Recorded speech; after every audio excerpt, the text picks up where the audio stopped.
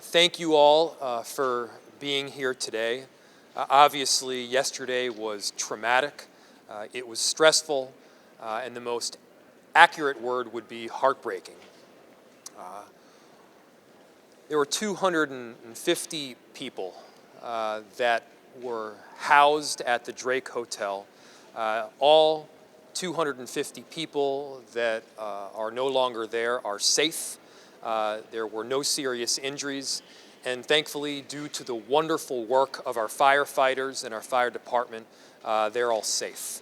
That in and of itself is something that we should take solace in. However, those 250 lives, they're forever changed.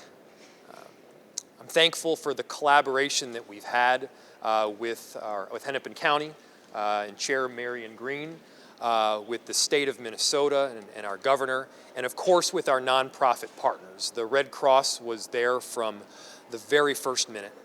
These are never the calls that you want to get at 4:45 in the morning. But when you do get those calls, it's comforting to know that you've got a team around you that is willing to step up and address these really serious issues. Very important player on that team is our residents. The residents in the city of Minneapolis and Hennepin County and the state of Minnesota, they stepped up in a big way, and we're so proud to have worked with them as well. Speaking of, while we are not looking for in-kind donations anymore in the form of clothes or diapers, we're very well situated on that front. Of course, we would very much appreciate any financial resources that people would be willing to give. On Christmas Day, they stepped up, and we're continuing to ask for that assistance. To the extent that you're able to, please donate by texting Drake Fire, all one word, to 243-725, or you can get the Minneapolis Foundation link through my Twitter profile, and I'm sure that someone from the Minneapolis Foundation can also give the specific address where they can go. These are issues that require everyone coming together. It's heartbreaking, it's tough, but we have a whole lot of people that are galvanized around a common concept, and that common concept is making sure that every single person is safe and is warm, and we're going to be doing everything possible to make sure that that is the case. As I mentioned earlier, we've got a really excellent partnership between the city of Minneapolis and Hennepin County. Chair Marion Green has been obviously at the forefront, as well as Commissioner Connolly. And I just want to thank Commissioner Green, who I'm about to introduce, for her work. We appreciate the partnership and look forward to the more extensive work that is obviously to come. Commissioner Green. Thank you, Mayor Fry, and I do want to just thank the city of Minneapolis that's really stepped up in the last couple days in response to this tragedy. I want to thank everybody who's been interested, who, it's a common moment where we've come together to care about our fellow neighbor, and I want to thank everybody who's been concerned and shared either worldly goods or financial goods, and thank them for their continued support and interest. And of course, the people who are experiencing this hardship are in our thoughts and prayers on an ongoing basis. I want to just ground everybody in kind of a very high level of emergency response. Emergency responses tend to come in three stages. The first stage is emergency. It's about basic needs and safety. The second stage is about temporary housing and making sure that people have the paperwork that they need, the documents that help us all in our lives. And then the third stage is about permanent housing and helping people rebuild and get back to life as normal. I want to thank everybody who's been a part of the response so far.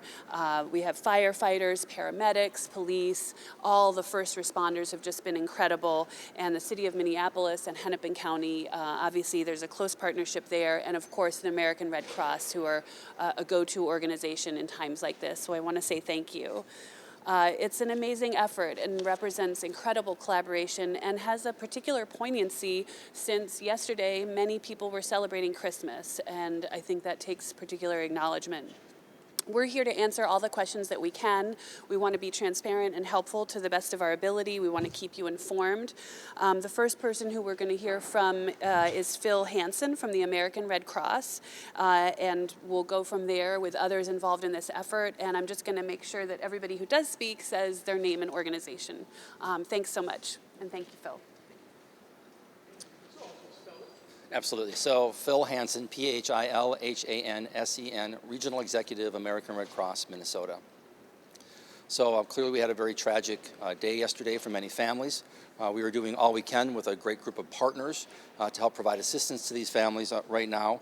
Our focus really with the Red Cross has been on emergency shelter. So we've got a shelter open, and we're so thankful to Bethlehem Baptist, who has been the shelter location for us. They've been amazing there to help support and work with us to help support these families.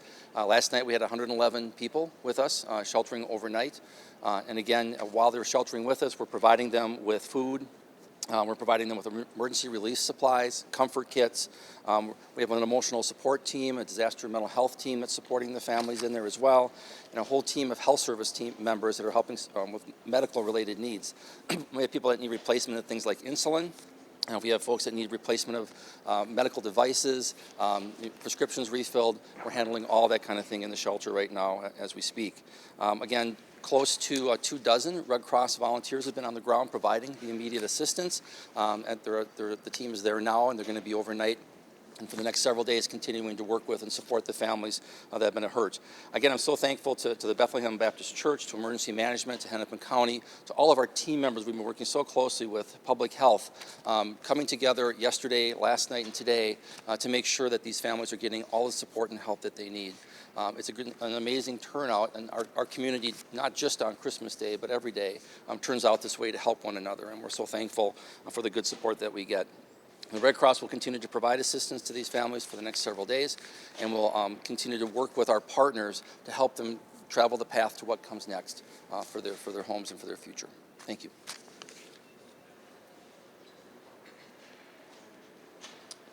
Hi, good afternoon. I'm David Frank, F-R-A-N-K. I'm the Director of Community Planning and Economic Development for the City of Minneapolis.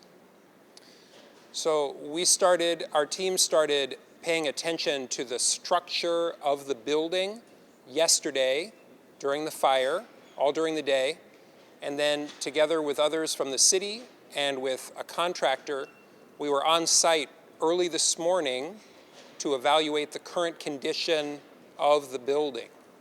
The safety of the public is our top priority, and as we evaluated the building, here are some things that we saw.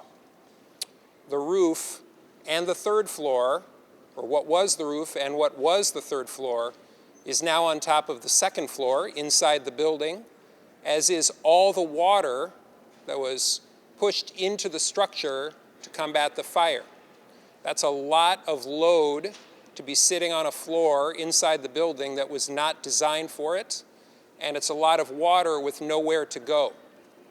So that load and that water are partly contributing to the instability of the structure. The structure of the building is such that the roof, now gone, and the third floor, now gone, are what was holding the walls of the building in place. So between that, those structures, pieces of the structure no longer being present, and the water and other loads trying to push out the walls of the building, we observed that some of the tiebacks that were installed some time ago to hold the walls to the floors of the building were bowing, were giving way.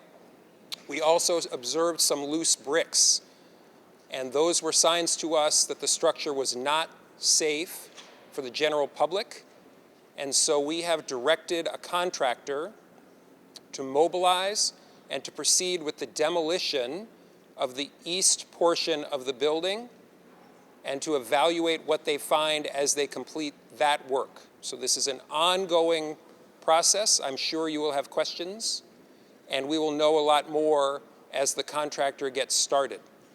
Here's what you'll see right away.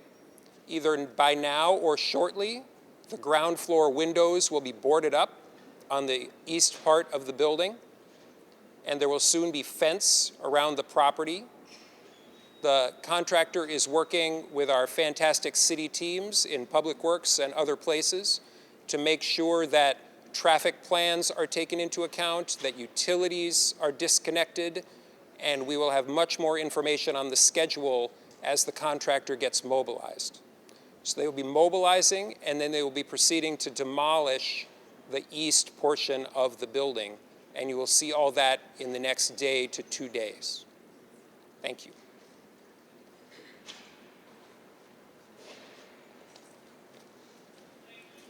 Good afternoon. I'm Mike Herzing, Herzing. I'm a director in the Hennepin County's Human Services Department over safety and stability. I'm going to talk a little bit about what steps we're doing right now with the former residents of the Drake that are now at Bethlehem in shelter. We have had staff that have gone out there today to begin to assess for needs for people, to offer financial assistance where needed, and to look at some housing navigation and some other options for families and individuals that were previously at the Drake. Moving forward, over the next 3 to 5 days, we really are going to be working particularly in our family shelter system. The Drake served as the overflow for our family shelter system. So as our family shelters filled up, the Drake was there to accept people who had no other places to go. So over the next few days, we will be running a simultaneous system whereby we'll be assisting new families that are coming into the system to get shelter that otherwise might have had to go to the Drake, and we'll be helping move people from the current shelter sites that people move to in order to get them to some more secure setting. In the long term, we're going to continue to assess needs of people. We're going to actually need to really look at our family shelter system and to be able to determine what kind of overflow system we need to have in place for families that are being affected by homelessness. Thank you.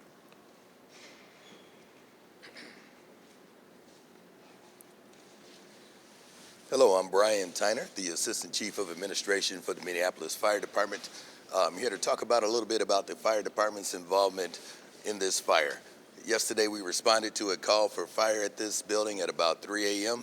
Yesterday morning, fire crews were able to respond and work quickly on getting residents evacuated from the building.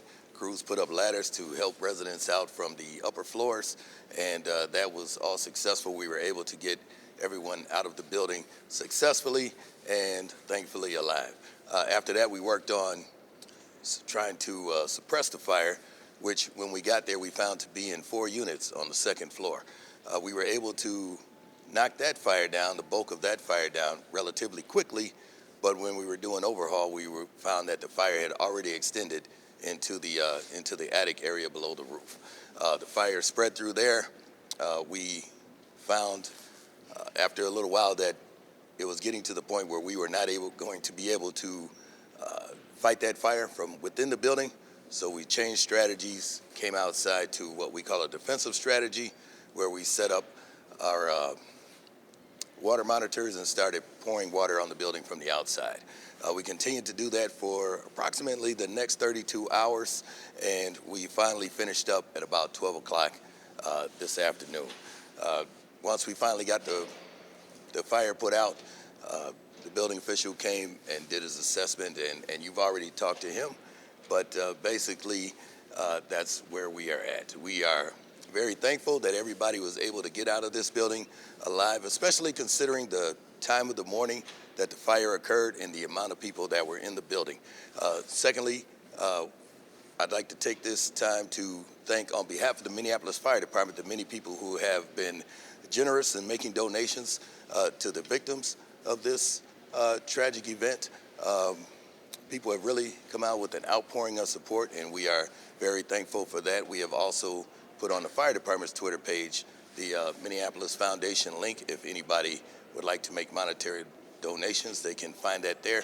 Finally, I'd like to take the opportunity to thank the firefighters that have been working at this for the last 32 hours, around the clock, working hard to get this put out, get the people out.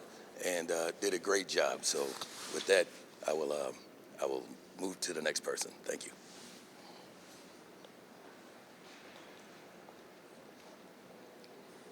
Good afternoon. I'm Joanne Stately, JO-ANNESTATELY. I'm the Director of Impact Strategy for the Minneapolis Foundation.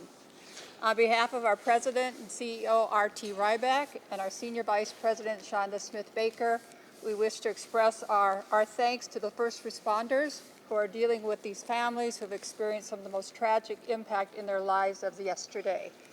As the Minneapolis Foundation, at times in areas of crisis, we've had the opportunity to launch our Minnesota Helps Fund. This isn't the first time that we've created this fund. We've done it in the past when we had the bridge collapse, and most recently when we had the tornado impact in North Minneapolis.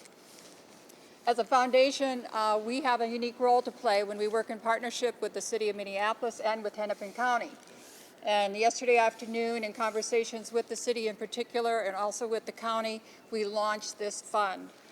It is our goal to raise over $1 million to support the individuals, families, and the service organizations that are attempting to help people put their lives back together under this most difficult time. As of 2:00 p.m. today, we've raised over $90,000. Wish it was $90 million. $90,000 with 1,000 donors. And this just goes to demonstrate the generosity of this community and individuals who want to help.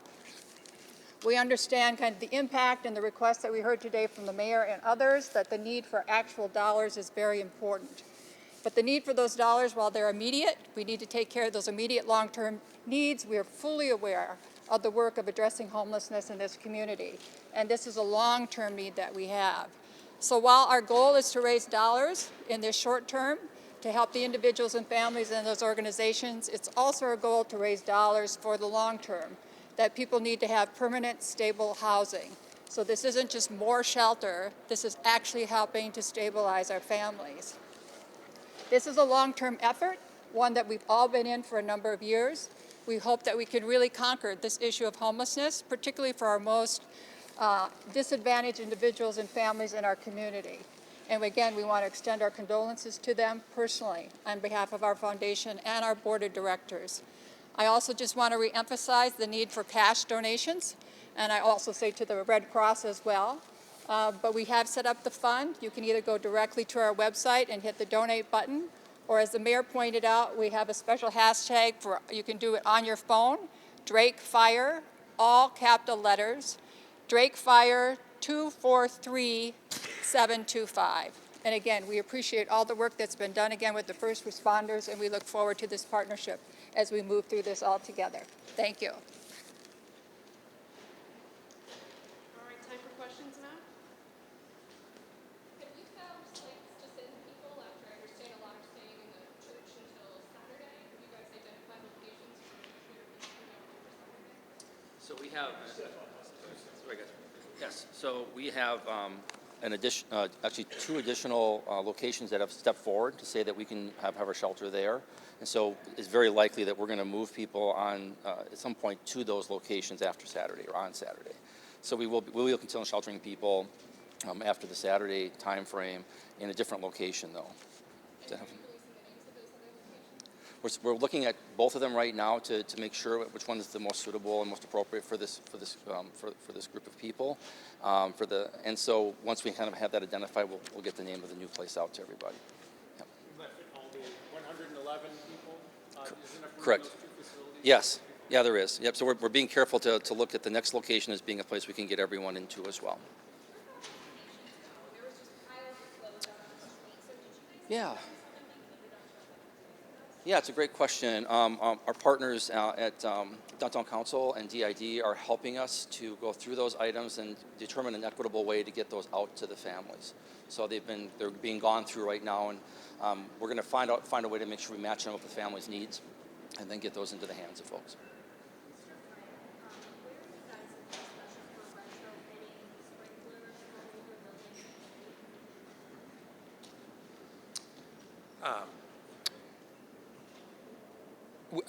Let's see. So the question is, I think I heard, was where are we on the discussion about retrofitting older buildings for sprinklers?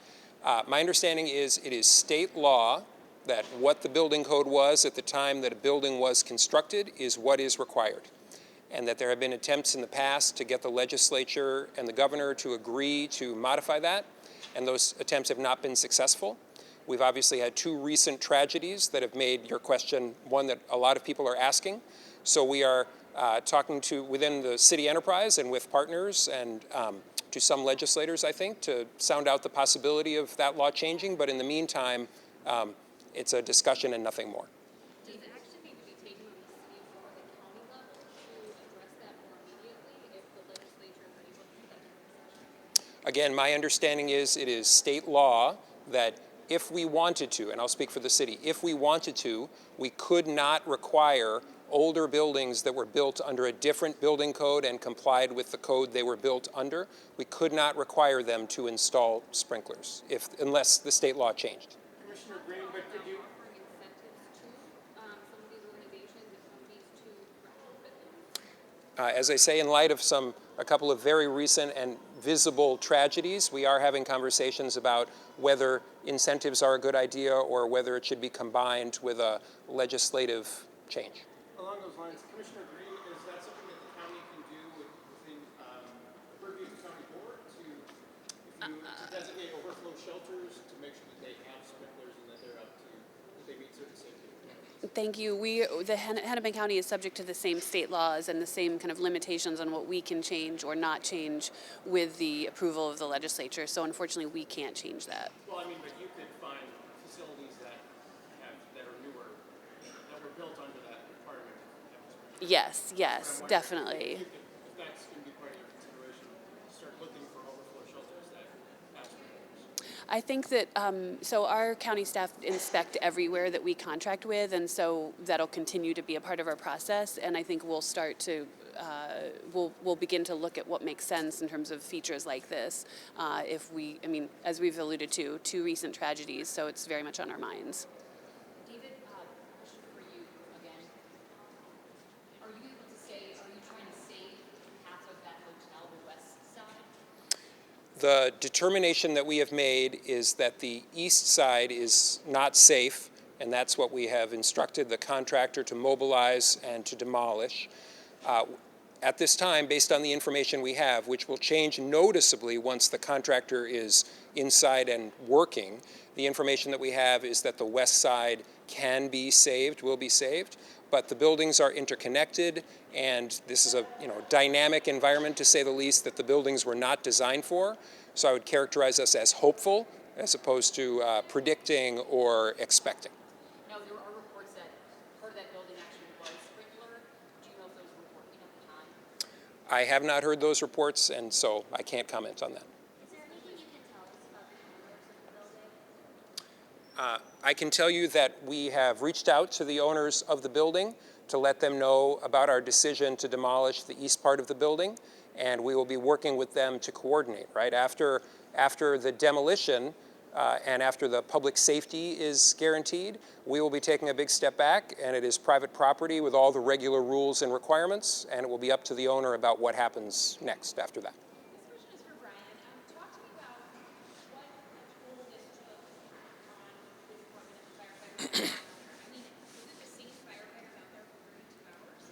So no, it wasn't the same firefighters out there for 32 hours. We rotate crews through so that no one crew has to do too much work or is out there for too long. But with that being said, a fire like this really does take an emotional toll on firefighters. I'm sure it's one of those fires that everyone who was involved with it will remember probably for the rest of their careers, if not for the rest of their lives. And so it does take a toll in that way. Why was this fire more challenging to fight? Why did it burn that long? I think it burned that long because, first of all, the age of the building, the way it was constructed, and once the fire gets into that chimney area and the roof starts to collapse, those collapsed pieces tend to cover up areas of fire that makes it hard for us to get to. Because of the collapse hazard, we weren't able to go in there and make a really targeted attack at the fire and get at the seat of the fire. So at that point, we're just dumping water on top of it. but a lot of that water just kind of ricochets off and it doesn't get to where it actually needs to go. And so in order to put the fire out, we literally had to just inundate it with water until the fire went out. Brian, did I hear you say earlier that you guys have identified the fire that started in 4 units? I don't know that it started in 4 units. I'm sure it probably only started in 1. But when we got there were 4 units burning. Spread to those 4 units? Yes, I believe so. Were those on the east side? I can't confirm that. I don't know. Mr. Burton, this might be a question for you. Can you talk to us about the strain that this puts when we talk about affordable housing, shelter space? I'm sorry, could you repeat the first part? Sure. To lose this number of units, whether the west side can be safe or not, but still, that's a large number of units, the strain that puts on affordable housing and temporary shelter spaces. Sure. This is a tremendous strain on our community that's already facing a real affordable housing crunch. It will be tough to overcome. We have a lot of good things coming on board. Many of you have heard about the Exodus 2.0 project that is another affordable housing project, but that is a bit down the road. And so this is a real challenge for us. We do have a supportive housing strategy in place to try to develop more programs, but that will take time. So we will be working to try to problem solve on this one for a while. I know there were 250 people affected. What percentage of those, or how many of those were homeless? Well, what we contract for with the Drake is overflow for family shelter. So what we know is that there were probably between 30 and 33, we think around 32 families that were there as part of our family shelter overflow.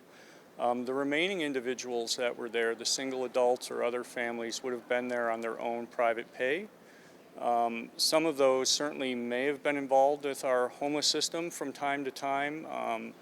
We are assessing that as we meet with people, but whether they were or weren't a part of our homeless system, they now are faced with the challenge of where do they sleep going on. So they've entered our system, and we're going to try to help them.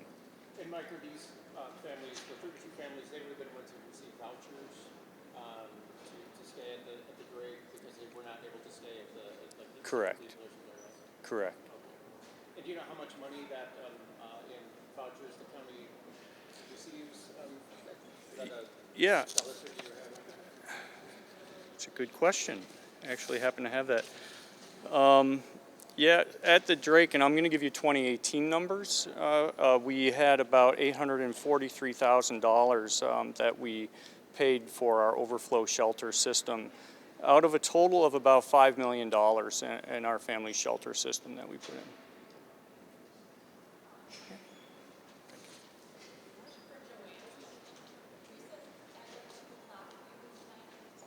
90,000 as of late yesterday afternoon, but we really pushed it out this morning.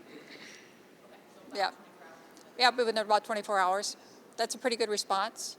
And also I'd like just to add to that we've already made a grant to one of the service organizations, to Harbor Lights, and we hope to maybe make another one this afternoon. We want to get the dollars out as rapidly as we can, and there's no fees, so whatever the contributions are, it's 100% of the donation that goes out. So right now we're looking at kind of the organizations that have been doing this business, and first responders, the people that know what to do, that's right on the ground. And right now we're targeting the dollars specifically for the services and for direct support for the families. As we make this request to other funders, they may have some other ideas and might want to provide some other guidelines again for the long term, but those haven't been developed yet.